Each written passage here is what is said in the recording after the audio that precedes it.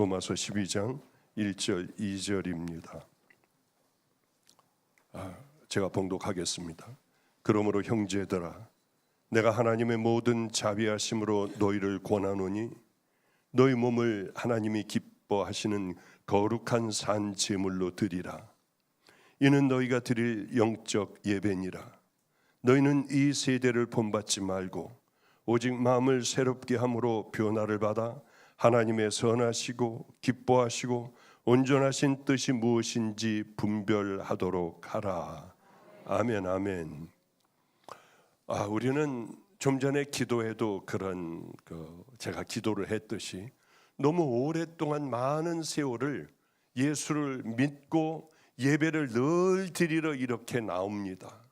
그런데 문제는 뭐냐 하면은 하나님을 두려워하지 않고 살아가고 하나님을 마음을 다하고 목숨을 다하고 힘을 다하고 뜻을 다하여 너희들은 하나님을 사랑해야 한다, 내 이웃을 내 몸과 같이 사랑해야 한다 하시는 말씀을 그 외에 너무나도 많은 말씀을 마태복음 5, 6, 7장을 통하여 우리에게 해주셨지만은 우린 귀담아 듣지 않으며 그 많은 세월을 여기까지 왔다고 하는 거예요.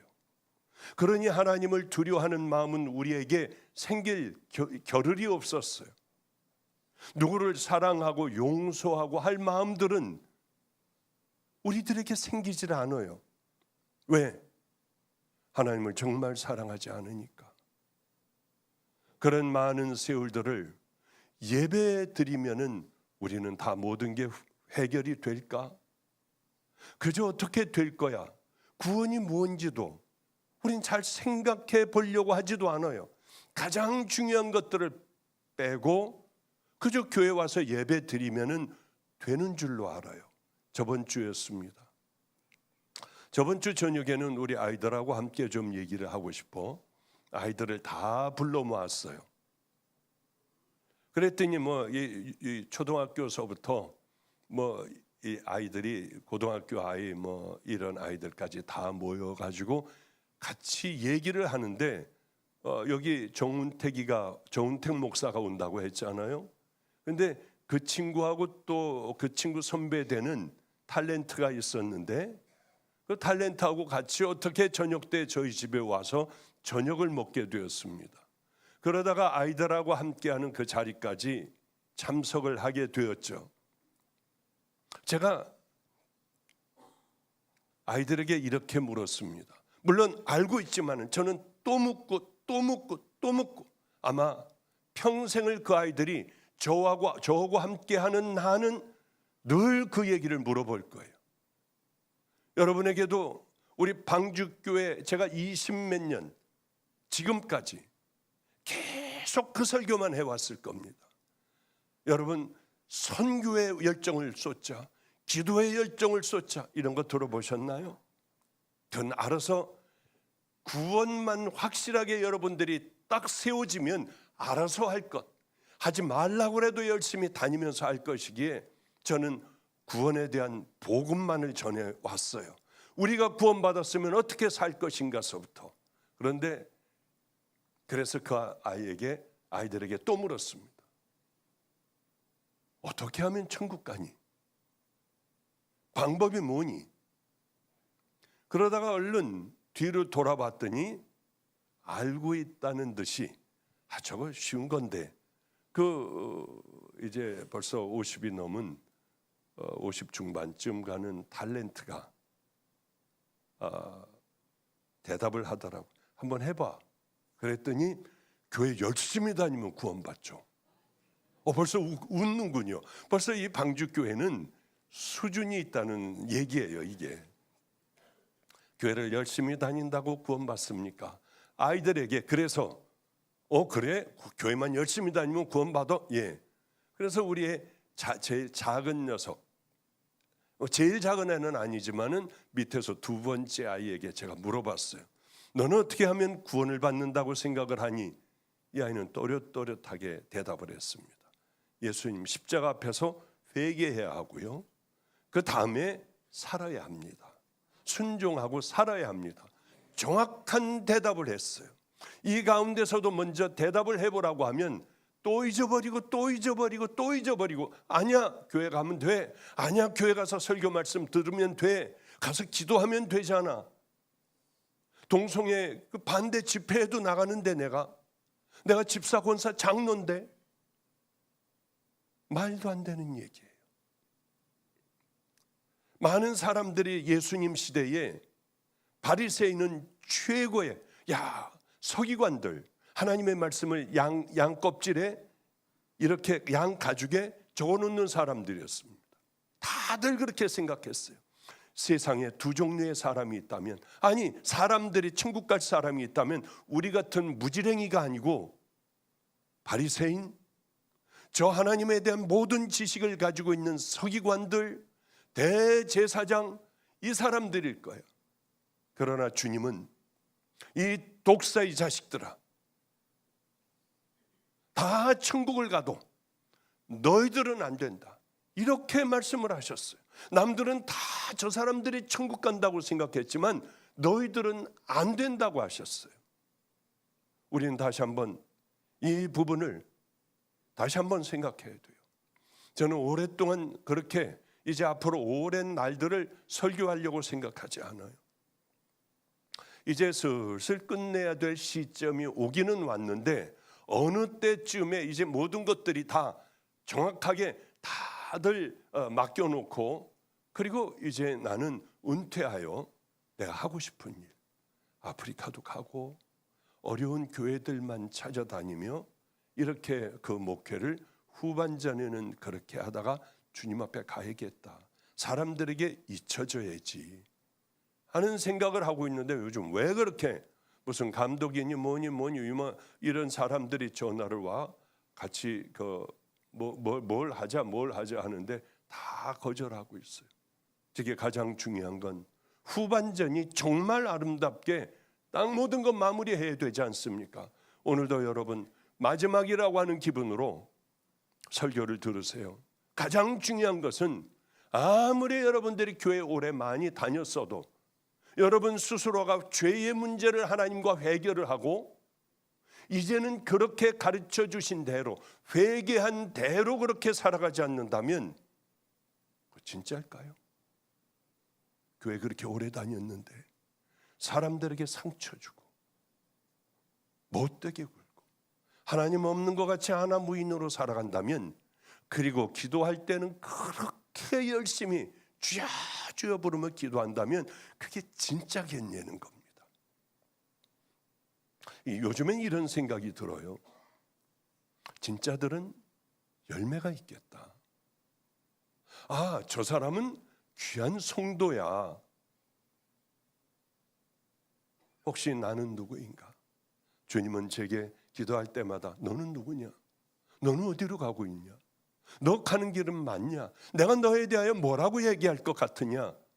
이런 질문을 우리 스스로에게 하며, 우리의 신앙이 비뚤어지고 잘못되고 다른 길로 걸어간다면 얼른 붙들어와 우리 믿음의 길을 향해 걸어가는 그 자녀가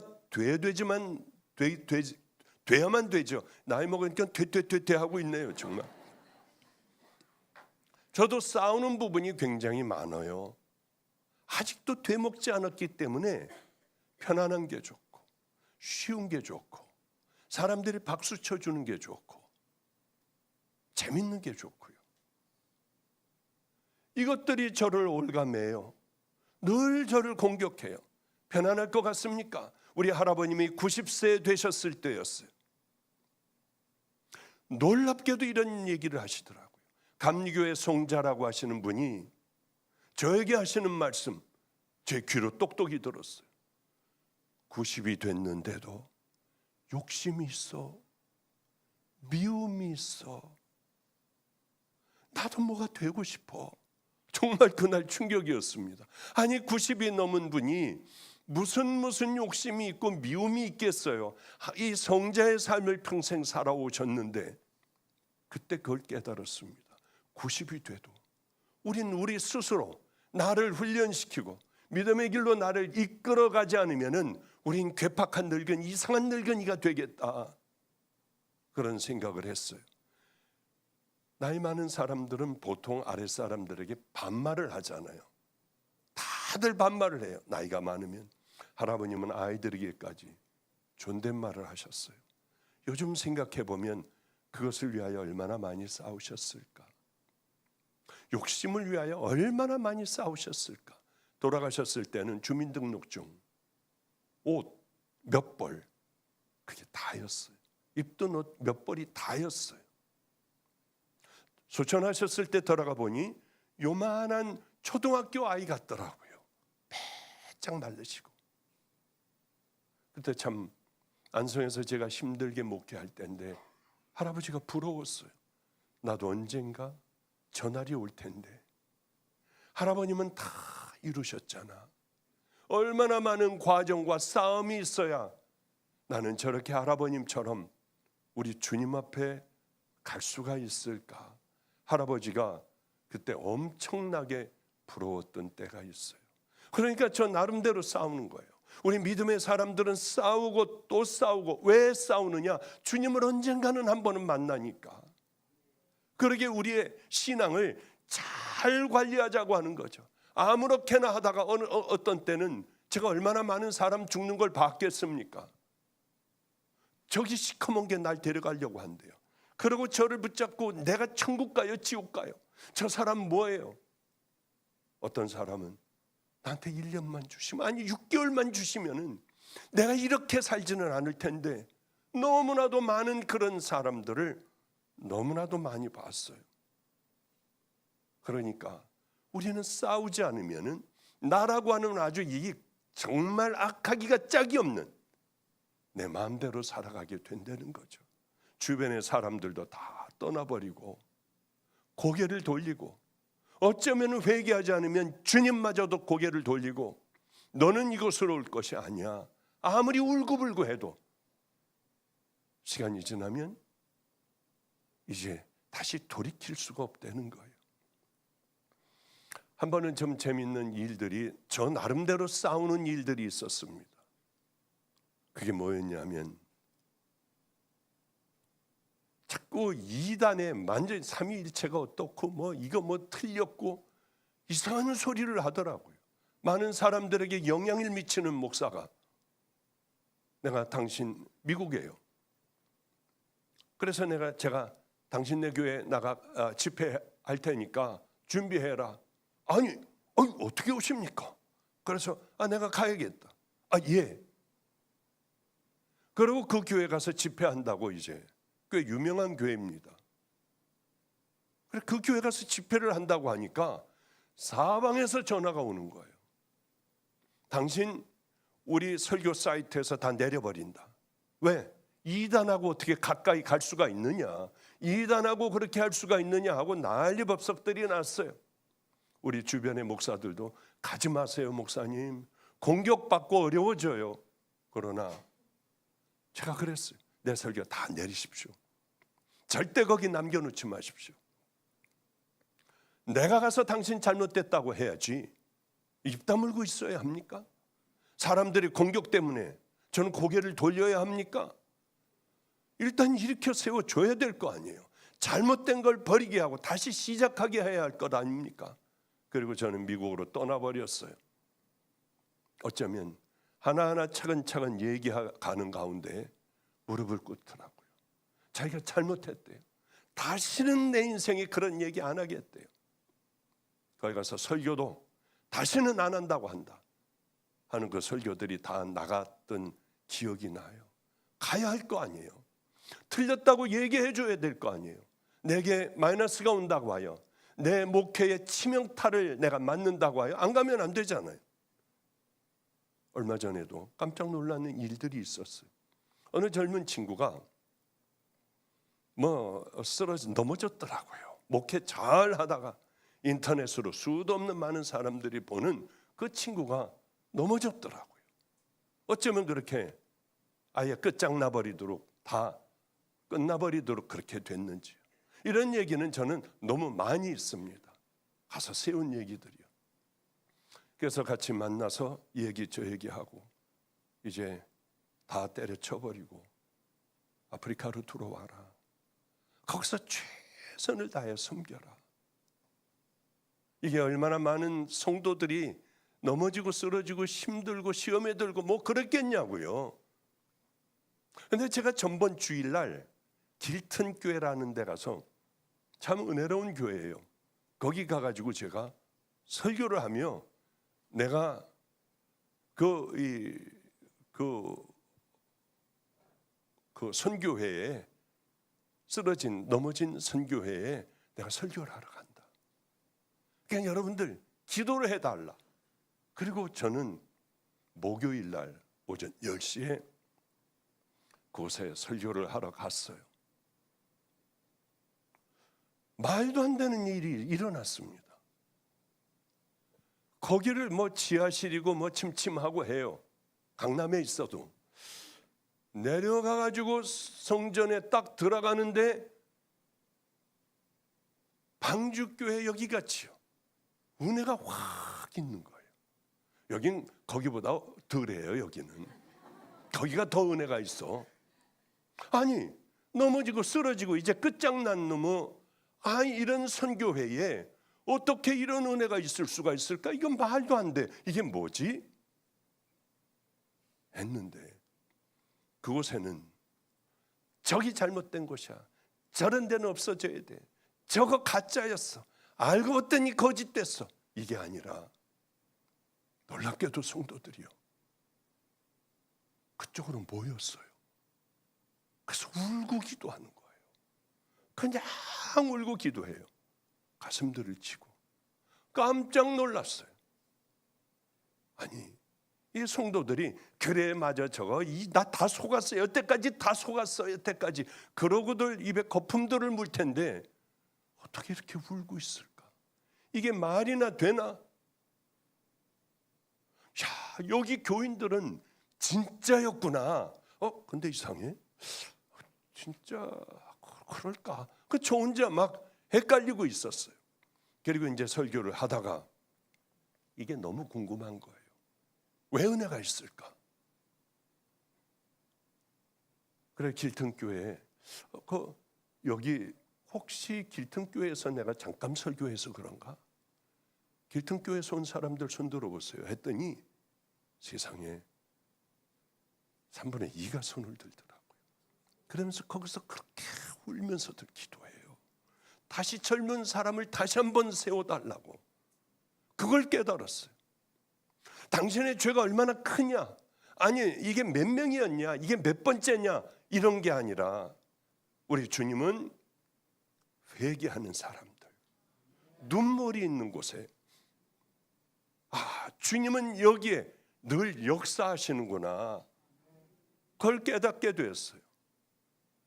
성도 여러분들, 사람들은 자기가 옳다고 생각을 해요. 그러나 내 스스로가 얼마나 죽일 자인가를 깊이 깨닫고 알게 된다면 우린 남을 비난을 할 수 없어요. 판단하고 정죄할 수가 없어요. 나는 것보다 더 악한데. 그러면서 문득 이런 생각이 들었습니다. 한 번은 어떤 아이를 제가 함께 살게 됐어요. 초등학교 아이를. 근데 말도 못하는 사연들이 있어요. 하여튼 뭐 얘가 성적으로 집안에서 의붓 아버지한테만 많이 어려움을 당하고 뭐하고. 그래서 그 초등학교 아이를 너 안 되겠다. 우리 교회에서 살자. 교회에서 데려다가 그 아이를 살게 됐어요. 그 아이하고. 그러니까 저는 강대상 있는데 남자놈들하고 자고 얘는 그 의자 요만한 의자 그거 하나에 이제 거기서 자고 또 맞아요. 오늘도 보니까 애 안고 있더구만요. 여기 찬양 인도한 강신규 목사 부인 걔도 그때 4-5살이었어요. 한 5살 됐나? 걔도 그 의자 하나에서 또 자고 그러던 애들이 커서 이제는 사모가 되고 의젓하게 왔다 갔다 할 때 보면 얼마나 제가 감회가 정말 새롭겠습니까? 근데 어쨌든 그렇게 이제 참 힘들게 그렇게 목회를 해 나가고 가만있어 보자. 내가 무슨 얘기하다 말았지? 이제 73이라고 하더라고요. 저보고 깜짝 놀랐어요. 근데 얘를 그래서 이제 데리고 와가지고 그쪽 한구탱이 의자에서 얘를 자게 했습니다. 얘하고 얘기를 하다가 보니 말도 안 됐어요. 사람은 악하구나. 사람은 추한 게 사람이구나. 어쩌면 이렇게 끈질기게 악할까? 근데 뭐 다들 알코올 중독자들이고 어쨌든 간에 얘를 밤이면은 찾아와요. 목사 이 새끼 안 열어? 문 안 열어? 처음에 얼마나 매맞았는지 몰라요. 막 다 때려 부시고 뭐 단장판을 피우고 걔 머리끄댕이를 잡고 데리고 가요. 의붓아버지죠. 얼마나 힘들었는지 몰라요. 밤만 되면 그래. 그런 일들 다 끝내고 제가 인천으로 왔거든요. 바로 이쪽으로 왔어요. 바로. 세상에 얼마나 좋았겠어요. 그런 아이들이 아니라 여기는 중고등부가 너무 좋은 아이들만 있는 거예요. 근데 밤낮 제 마음은 버려진 애들, 길거리의 아이들, 도둑질하는 아이들, 걔네들밖에는 생각이 안 나더라고요. 어쨌든 여기 와서도 저녁 예배를 드린다거나 할 때 밤이 좀 어슴푸레해지면은 그렇게 막 불안해요. 어쩔 줄을 모르겠더라고요. 왜 이럴까? 숨도 잘 안 쉬어지고 알고 보면 딱 그때쯤에 걔네 아버지가 이 새끼 어디 있어 하고 문 열고 들어와서 다 깨고 뭐 막 때리고 막 난장판을 벌였기 때문에 밤이 어스름하면은 저는 죽을 것 같았어요. 어쨌든 간에 결국 이제 그러고 샤타를 닫아 놓으면은 이 목사가 내 딸하고 잔다고, 애들 데리고 잔다고, 그러고 악을 써요 거기서. 하여튼 위에 집 아주머니는, 집 주인은 샤타 다 망가졌으니까 물어내래요. 돈이 있어야죠. 뭐 돈이 있어야지 뭘 주고 뭘 어쩌고 저쩌고 하죠. 거기서 몇 년 동안 견뎠던 저도 참 대단한 사람이에요. 하여튼 한 번도 월세 올려줄 수도 없고 돈도 없고 해가지고 버티고 있는 거예요. 버티고. 근데 이제 결국 그 아버지는 그렇게 하는 걸 관뒀어요. 뭐 밤낮 도망 나오니까, 밤낮 또 우리는 데리고 있으니까. 그런데 어떤 날 하루는 이렇게 전도를 하러 나가는데 거기 안성초등학교 후문이니까 문방구가 몇 개 있었습니다. 아저씨가 나무 의자 막대기에 앉아 있다가 애들이 이제 뭐 쉬는 시간이면 와서 막 아이스크림도 사 먹고 뭘 사 먹고 들어가요. 근데 제가 전도하러 나가는데 갑자기 뒤에다 대고요. 여보 일로 와봐. 저놈이야 저놈. 저게 애들 그렇게 하는 놈이야. 목사 저 목사야. 그게 다 들리더라고요. 어떻게 참을 수 있었느냐? 그냥 갔어요. 멈칫하다가 갔어요. 왜 그랬냐면 저 아저씨는 물론 할아버지가 변명하지 마. 사랑할 수 없는 것을 사랑해. 용서할 수 없는 걸 용서해. 가장 낮은 자들과 함께 살아. 했던 음성도 내게 한켠에 있었지만은 그보다 더한 것은 저 사람은 바보야. 난 그거보다 더 악한데. 난 더 추한 놈인데. 그저 이런 얘기 정도는 나라고 하는 나. 저건 아무것도 아니야. 저 아저씨 나에 대하여 몰라. 난 더 나쁜 놈이야. 하고 지나가기도 하고 그랬어요. 내가 누구인지 알 때 그 사람은 삶이 달라져요.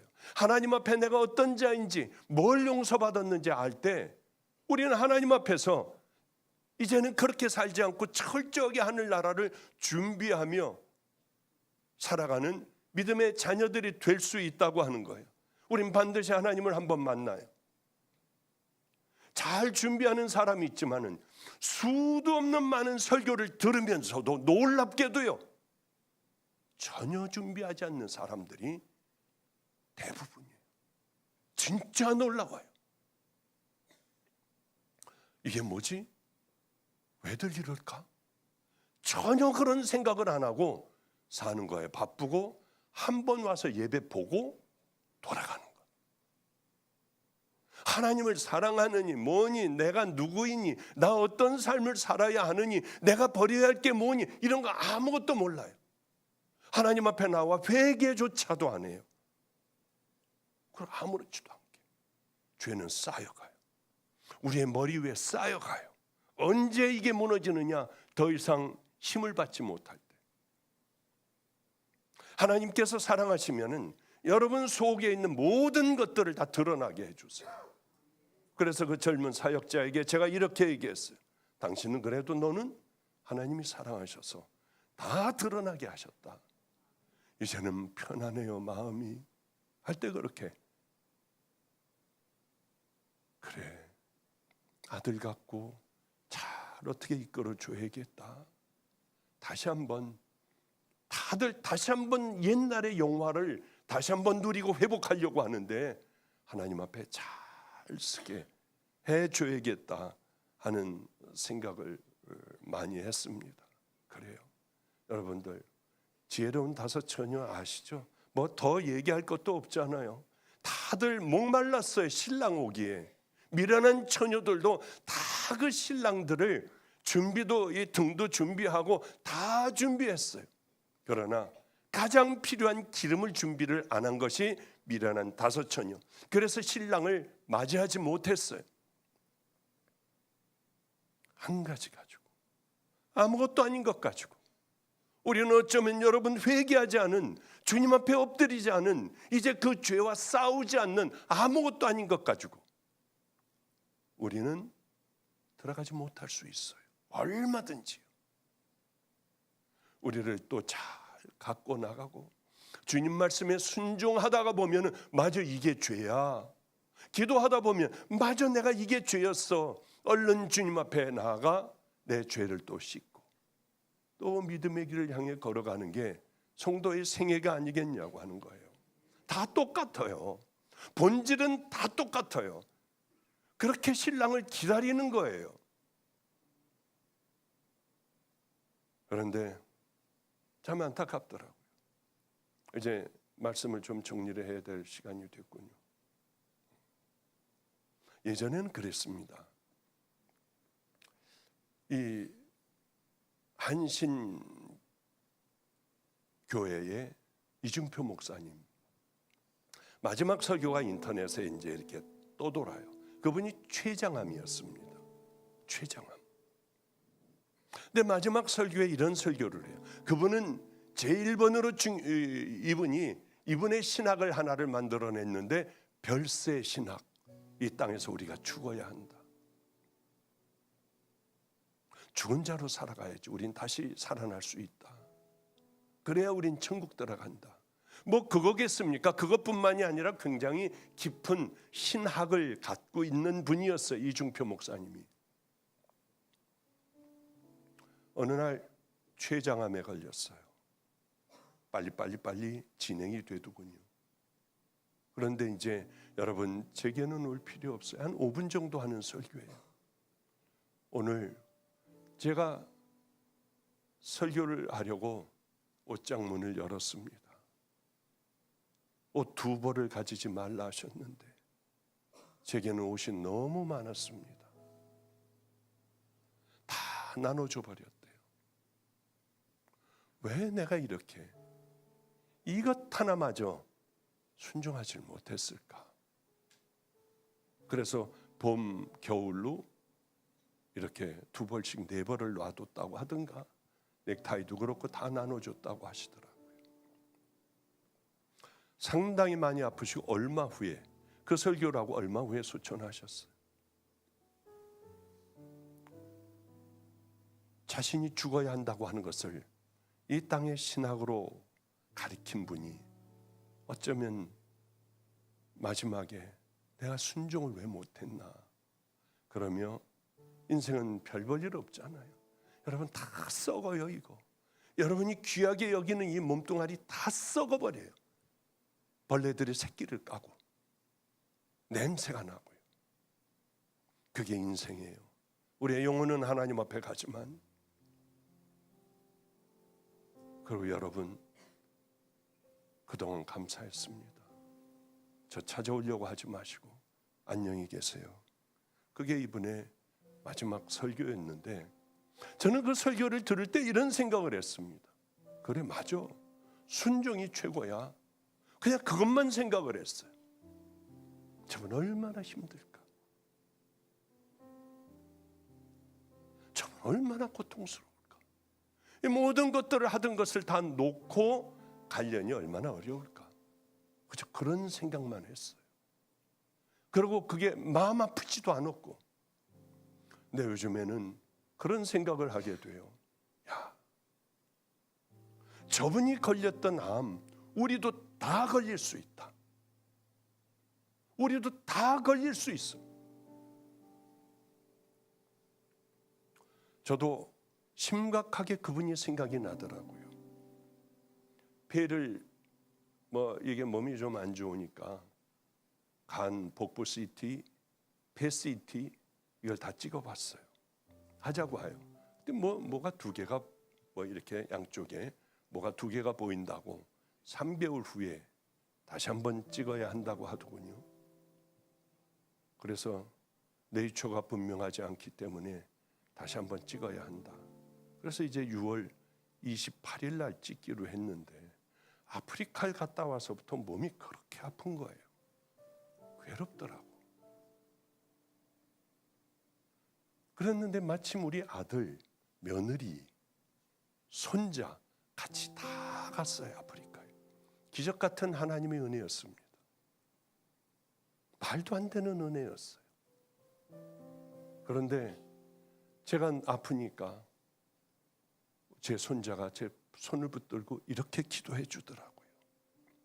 하나님, 교회도 안 다니는 아이가, 하나님, 우리 할아버지 평생을 얼마나 어려운 사람들 위해서 살아왔는 줄 아시죠? 그러니 지금 아프시니 이제는 하나님께서 치유해 주셔야 될 때예요. 꼭 그렇게 해주실 줄 믿고 감사합니다. 근데 제가 눈물이 그냥 왈칵 나더라고요. 전 잘 안 울거든요. 그래서 어깨 이렇게 두들겨주고 고맙다. 근데 그렇게 계속 몸이 힘들어요. 근데 참 하나님 앞에 이 뒤를 돌아보니까 행복하더라고요. 어쩌면 우리 주님은 이렇게 그 아들도 만나게 하시고 이렇게 모든 걸 다 행복하게 얘기를 다 끝내놓으실까? 제가 왜 가끔 간증하지 않습니까? 아들이 보고 싶으면 아들을 놓고 나왔다고 했잖아요. 그런데 안성에서 우리 그 아들이 있는 데까지 초등학교 5학년 때 가가지고 그 커튼 있는 데를 보는 거예요. 나와서 누가 하나가 고만한 애가 커튼으로 지나가면 숨이 멎을 것 같이 그렇게 보고 싶었어요. 그리고 집으로 돌아갈 때 안성으로 다시 그 깡패 버려진 애들 다 얘네들이 있는 데로 갈 때에는 주님이 꼭 그러세요. 언젠가 좋은 날이 올 거다. 네가 기도했던 그 날이 올 거야. 근데 말도 안 되는 일들이요. 그 일들이 일어나더라고요. 올해 명절 때 구정 때인가요? 누가 문을 두드려요. 제 방문을. 나가봤더니 세상에 며느리, 아들 다들 먹을 걸 잔뜩 싸놓고 일주일간 준비를 해왔다 하고 식사를 차려주더라고요. 거기서 얘기하면 난 이제 곧 아프리카를 가. 우리도 갈 수 있나요? 너무 행복했어요. 거기 힘들고 어려운 데인데 그래도 우리를 데려가 달래요. 그 아이들 다 데리고 아프리카로 갔어요. 사막으로 들어갔어요. 우리는 북쪽을 뚫는데 북쪽에는 선교사들이 별로 없습니다. 그런데 북쪽을 향하여 소말리아까지 이제 뚫는 거예요. 정말 가난해요. 먹을 게 아무것도 없는 이런 그 지역들이에요. 다 무슬림들이고 우린 거길 뚫기로 하고 뚫었어요. 동쪽 서쪽으로는 우리가 그 현지인들을 교육을 시켜 거기 운물을 파주고 교회를 짓고 그런 마을이 생기고 이 친구들을 우리가 책임을 지는 거예요. 쫙 동서로요. 그래서 북쪽까지 그냥 가는 거예요. 이게 얼마나 행복한지. 어린 아이들 위주로요. 애들은 금방금방 받아들여요. 어른들은 뭘 먹으려고 하고 받으려고 하고 하지만은 우리는 그런 일들을 현지인들을 열심히 훈련을 시켜 믿음의 용사를 만들어 교회를 하나씩 맡겨주고 이렇게 북쪽을 향해 걸어가고 있는 중이었어요. 다음 주인가 손병준 선교사 온다고 하는데 바로 그 뜨겁기가 이를 데가 없고 가만히 앉아 있어도 움직이질 못해요. 짐승들도 양들도 염소들도 나가 다니질 못해요. 뜨거워가지고 문 열고 딱 나가려고 하는데 확 하는 바람이 들어와서 얼른 제가 문 닫은 적도 있어요. 바로 그런 곳이에요. 그런 곳에서 현지인을 위하여 예배를 드리는데 아들이 있다가 뛰쳐나가더라고요. 최갈렙 선교사가 따라 나가고 봤더니 담을 붙잡고 그렇게 울더래요. 너무 행복했어요. 또 며느리를 이렇게 보니까 며느리 코가 이렇게 나와 거기서 엎드려 울고 있더라고요. 어쩌면 하나님께서 내 기도를 이루어가 주실까. 참 행복했어요. 얘네들은 교회도 안 다니는 애들이에요. 제가 아이를 놓고 나왔기 때문에 아빠를 뺏어간 하나님은 난 절대로 안 믿겠다고 하는 아이들이에요. 어쩌면 그렇게 어느 게 우는지요. 2번을 나가 울더라고요. 어쩌면 하나님은 이렇게 약속을 철저하게 하나하나 전부 지켜내주셨을까. 사람들이 저에게 그래요. 놀려요. 우리 목사님 입이 턱에 걸렸어. 턱에. 아니에요. 그렇지 않아요. 아직은 기뻐할 때 아니에요. 하나님 앞에 감사만 해요. 어쩌면 이렇게 감사하게 다 이루어 주셨을까. 제가 우리 할아버지가 얼마나 행복했던 분인지를 알겠어요. 저 같은 망나니가 술 먹고 담배 피고 온갖 잡짓을 다 하던 저만 보면 내가 그 많은 세월을 기도를 했는데 어쩌면 너는 돌아오지를 않니? 어쩌면 세상에 빠져 있니? 술 냄새 나고 담배 냄새 나고. 그리고 저 멀리 배는 나의 시온성 하고 할아버지가 그렇게 밖을 멍하니 보면 찬양을 부르셨어요. 그게 싫었어요. 왜 저렇게 형편없는 인생을 사시면서 나같이 이렇게 부자로 잘 사는 나를 부러워하지 않고 우실까? 왜 저분들은 그렇게 가슴 아파하실까? 나를 보며 이해가 안 갔어요. 어느 날 제가 주님을 만나고 제일 먼저 달려간 게 할아버지예요. 그렇게 우시더라고요. 어쩔 줄 몰라 하시더라고. 아이고 우리 하나님 아버지 이게 뭐야 어떻게 됐어? 정신을 잃으실 것 같지요. 저를 꼭 껴안고 울면서 기도로 말을 못 하시니까 성자가 되게 해달라고 한마디 하고 못 하시더라고요. 울기만 하셨어요. 하나님 제 얘기도 그렇게 끝내주세요. 제 얘기도. 이 땅에 우리 잠깐 살다 가는 거 아니에요. 가장 귀한 것은 하나님 나라 위하여 살다가 그저 우리 주님 앞에 드리는 그 인생을 살다가 가면은 되잖아요. 그러려면 작은 것부터 싸워야 해요. 작은 죄에서부터 얼른 무릎 꿇고 하나님 앞에 다시 시작을 해야 돼요. 그러면 하나님을 경외하고 하나님을 두려워하고 하나님을 마음을 다하고 목숨을 다하고 힘을 다하고 뜻을 다하여 사랑하고 내 주변에 있는 많은 어려운 사람들을 말없이 돕고 하다가 보면은 정말입니다. 여러분들에게 한 번도 안 왔던 그저 예배 한 번 보고 다니던 그 예배에 기적 한 번도 여러분들은 경험하지 않았던 기적이 여러분의 기도가 구체적으로 이 땅에 이루어져요. 입이 귀에 걸릴 날은 아버지 저 이 길 걸어갈 거예요. 그럴 때 할아버지의 행복을 나도 이 땅에 살며 그렇게 나도 누릴 수가 있을까? 우리 할아버지는 정말 행복한 분이었네. 왜 그렇게 울고 왜 그렇게 말을 못하셨고 왜 정신을 잃어버리셨던 것 같이 할까? 이제는 요만큼은 이해가 갈 것 같아요. 이제 마지막 얘기는 주님이 어떻게 써내려가실지 저는 모릅니다. 그러나 내 때 보지 못한다 해도 기도하다가 우리 주님 만나는 거 아니에요? 여러분들 꼭 믿음의 길을 정말 걸어가 보세요. 하나님의 기적이 여러분의 삶에 얼마나 이루어지는가. 비행기 타고 제주도 갈 때 2번이나 바꿨어요. 비행기를. 잠깐 실례합니다. 들어오는 게 아들이더라고요.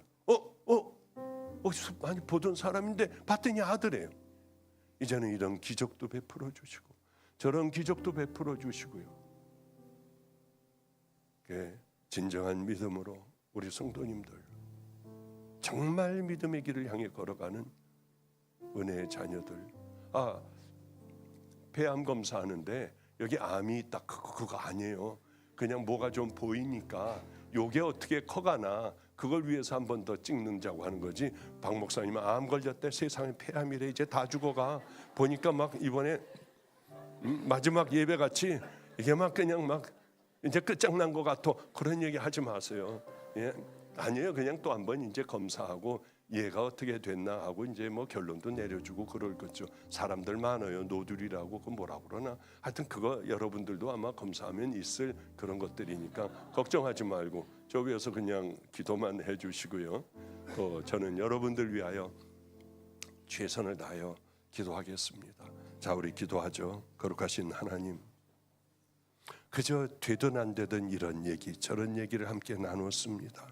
이 얘기 가운데에 우리 주님 꼭 필요한 소망을 가져야 할 믿음의 자녀들이 있다면은 하나님 십자가 붙들고 다시 일어나게 하시고, 아버지 우리 예수님의 고난의 손을 붙들고 다시 우리 일어나 믿음의 길을 걸어갈 수 있는 형제 자매들 되게 하여 주시옵소서.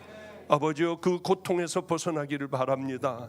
이제는 뛰쳐나올 수 있는 하나님의 기적을 아버지여 체험할 수 있는 진정한 믿음의 자녀들 다 되게 하여 주시옵소서. 살려주시기를 소망합니다. 주여 꼭 깊이 만져주시옵소서. 우리들 작은 일서부터 하나하나 온전치 못한 것이라면 빼어버리게 하여 주시고, 주님 기뻐하신다면 붙들고 우리들 그것을 내 것으로 만들며 믿음의 길을 향하여 이제는 구체적으로 우리들의 삶으로 살며 걸어갈 수 있도록 도와주시옵소서. 우리에게도 하나님 간절한 기적이 필요합니다. 그 기적으로 함께하여 주시는 우리의 하나님이 되게 하여 주시옵소서. 이제는 이렇게 죄 가운데 있고 결단을 해도 늘 넘어지는 죄인을 위하여 대속의 십자가를 지시고 천국 가는 길을 열어놓으신 우리 구주 예수 그리스도의 은혜와 이 추한 세상에, 악하기가 짝이 없는 세상에 가장 귀한 분을 보내주신 하나님 아버지의 놀라우신 사랑과, 오늘도 그래 작은 것부터 시작할 거야. 기적의 하나님이 내 하나님이 되게 하고 말 거야.